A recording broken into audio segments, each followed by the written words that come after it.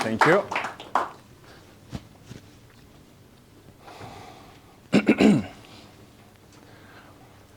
When I was 5 years old, I was watching television, and suddenly I saw these white, big storks flying on this blue sky, and with the big wings spread open, they were carrying these babies, and then they were ready to deliver them in some news family. So I got excited. I'm like, wow, is that even possible? So I ran to my mom, and I went to ask her, Mom, where do kids come from? And she looked at me, and she said, kids are not allowed to know that.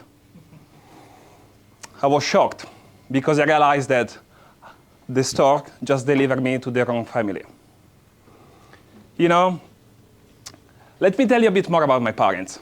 And this is going to be funny because I never shared it publicly before. My parents' names are Adam and Eve.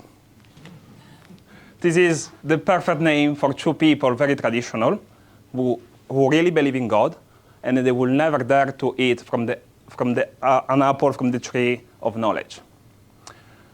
My dad, he knows everything.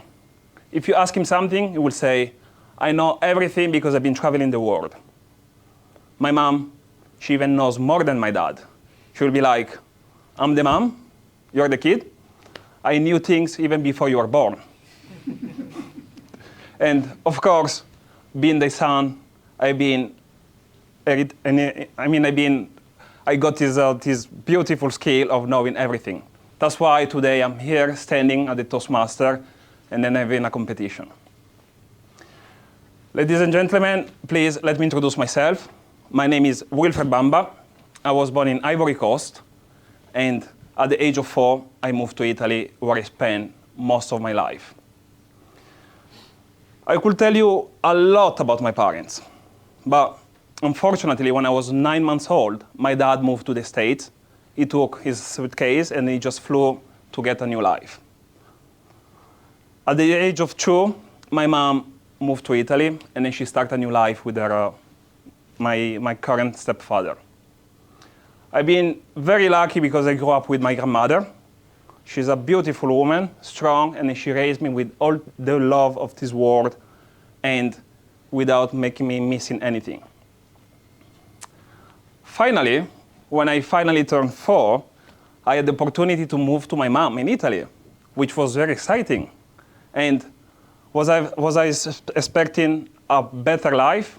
Yes, I was expecting to go and live like a prince in a new family where someone could love me a lot. But unfortunately, that was a big mistake to think that. You know, my mom, she's a very strong woman, very strong. She will never negotiate anything with me. And I always thought that my childhood was one of the worst ones, especially when she came to school and she jumped the fences just to chase me in front of everybody. But to be honest, I wasn't an easy child, you know. I still remember the first day of primary school. I had my orange juice, I was drinking, and then I started thinking, but maybe it would be very nice if I tried to squeeze it a bit. Then I just popped it, it went all over the ceiling, and then my teacher was horrified. She was like, what's this? Clearly my mom was embarrassed. But that's not everything, you know, because I still remember after 6 months, I got a warning, a disciplinary warning at school, and my teacher gave me this document that my mom had to sign. But of course, I was a clever son, a clever kid, and I decided to sign it myself. When I took it back to the teacher, she could clearly see that I was in my mom's signature. So she asked me, is it your mom's signature? And then with my broken Italian, I said, yeah, that's my mom's signature. When she was cooking, she cut her finger and she lost it. Then clearly the teacher wanted to make sure that my mom is okay. When she called my mom felt furious. She came in the school on the same day, and when she arrived at school, the gates were closed.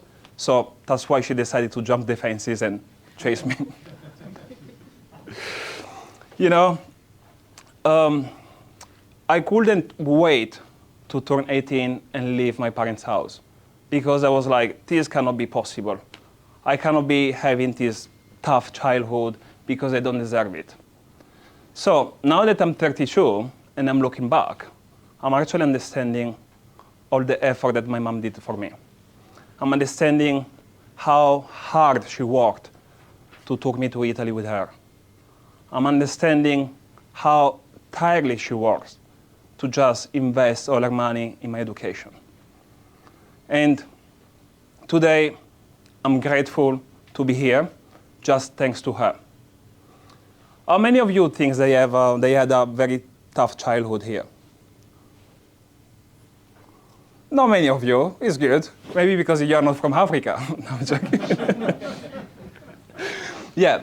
So please let me show you how I transitioned from thinking that I had a tough childhood to then being more grateful of what I have today. What I realize is parents are just human like us. They have dreams, they have passions, and they try just to balance their life while they try to give us a better future. And funny enough, in this room, some of us might already be parents, some of us maybe never want to be parents, and some of us are not even ready for that. But what's most important is all of us are coming from the connection of two people that brought us into this world.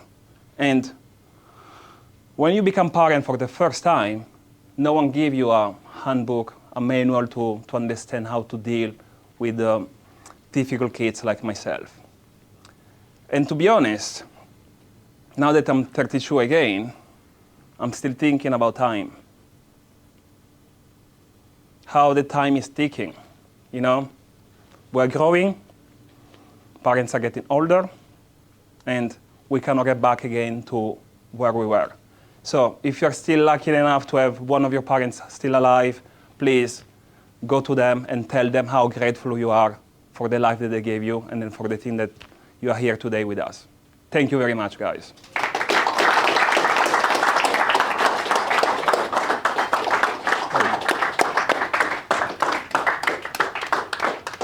Well done, Will. 1 minute for Thank you. feedback. 1 minute for feedback. What I would suggest for feedback as well, I think we'll wait to pass them